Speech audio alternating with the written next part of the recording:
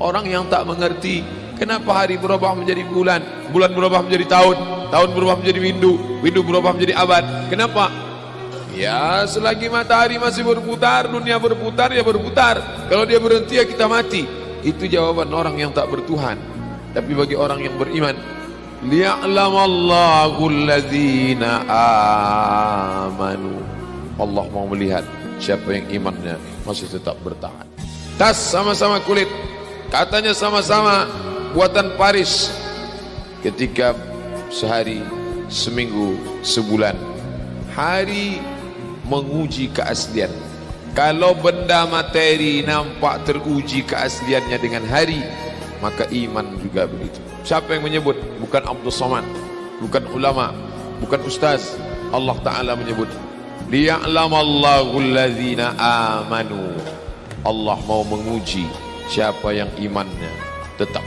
Pak Ustaz, kenapa Allah menguji seorang hamba? Apa tak tahu Allah dia beriman atau tidak? Allah Maha tahu. Lalu kenapa diujinya? Allah mau kasih tahu si hamba itu dia layak tidak disebut beriman. Kalau tukang emas, kita bawakan cincin emas, kita mau jual, kita bilang ini emas asli. Lalu dia tes, dia bakar pakai api, dia bilang ini asli. Kenapa dia tes? Karena dia tidak tahu itu asli atau tidak. Allah menguji apakah karena Allah tak tahu? Allah Maha tahu. Wa na'lamu ma tuwaswisu bihi nafsuh. Apa yang berbisik-bisik dalam hatinya kami tahu. Lalu kenapa dia uji? Nampaknya Allah tak tahu saya ini beriman apa tidak. Makanya dia uji saya. Allah Maha tahu. Wa huwal alimul khabir. Dia Maha tahu. Yang tersurat, yang tersirat, yang berbisik, yang terucap, dia tahu. Lalu kenapa dia uji? Dia mau ngasih tahu kamu layak apa tidak disebut orang beriman. Dia mau ngasih tahu kamu yang tiap hari mengatakan asyhadu an la ilaha illallah wa asyhadu anna muhammadar rasulullah, amantu billah, raditu billahi rabba, wa bil islami dina, wa bi muhammadin nabiyya wa rasulah, wa bil qur'ani imama. Layak tak kau ucapkan kalimat itu? Maka diujinya. Maka ketika ujian itu datang jangan terkejut, karena orang yang mengaku S2 pastilah dia diuji tesisnya. Orang yang mengaku doktor pastilah diuji disertasinya. Kalau ada mengaku doktor tapi belum menulis disertasi, berarti palsu. Kalau ada mengaku layak menjabati suatu tempat tapi belum teruji, berarti palsu. Yang palsu tak layak untuk menerima hadiah. Bapak Ibu yang dimuliakan Allah Subhanahu wa taala, maka ketika ujian itu datang, pada hari silih berganti itulah datang ujian. Wala nabluwannakum bisyai'im minal khauf. Kami uji dia dengan takut. Ujian yang pertama, khauf, takut. Yang kaya takut miskin, yang senang takut susah, yang sayang pada anak takut anak mati, yang sayang pada ayah takut, yang punya istri takut istrinya meninggal, yang punya suami takut suaminya mendahului dia. Takut. Apakah takut itu bisa membuat orang menjadi kafir? Ya. Saking takutnya miskin, menghalalkan segala cara.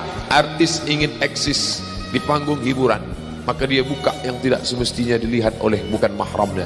Apa yang membuat orang takut? Takut, takut, takut. Walanabluwannakum bisyai'im minal khauf. Kami uji kalian dengan rasa takut. Walju', lapar. Lapar, di mana letak lapar? Perut. Berapa panjang perut? Sejengkal. Gara-gara perut yang sejengkal, orang menghalalkan segala cara. Sejengkal perut, sejengkal di atas pusar, sejengkal di bawah pusar. Nafsu perut, nafsu syahwat. Kedua-dua nafsu ini membuat orang menjadi menghalalkan segala cara haram. Walanabluwannakum bisyai'im minal khauf wa naqsim minal amwal wal anfus. Mati, sakit, takut mati, takut sakit, takut susah, takut melarat. Wa thamarat, takut buah-buahan hilang, takut paceklik, takut kemarau panjang, sampai-sampai meminta kepada setan, sampai-sampai memandikan kucing, sampai-sampai membuat sajen. Gara-gara apa itu semua? Takut. Wabasyiris sabirin, berikanlah kabar gembira kepada orang-orang yang sabar. Siapa itu? Alladzina idza asabathum musibah, orang-orang yang ketika dia ditimpakan ujian itu, apa kata mereka? Qalu, mereka berkata, inna lillahi wa inna ilaihi raji'un. Jangankan harta kami, jangankan anak kami, jangankan suami kami, jangankan rumah kami, jangankan jabatan kami, inna lillah, diri kami ini pun milik Allah, bukan punya kami. Kalau dia yang punya, apa salahnya dia ambil? Maka ketika harta diambil, salah satu yang membuat manusia kehilangan ketika dia merasa memiliki. Ini punya saya, ini milik saya. Kalau orang sudah terlampau memiliki, maka ketika hilang muncul kekecewaan, salah sangka. Makanya kita ini selalu sering salah sangka. Kita sangka punya kita, padahal bukan punya kita. Lillahi ma fis samawati wa ma fil ard. Apa yang di langit, apa yang di bumi, lillah, bukan punya kamu.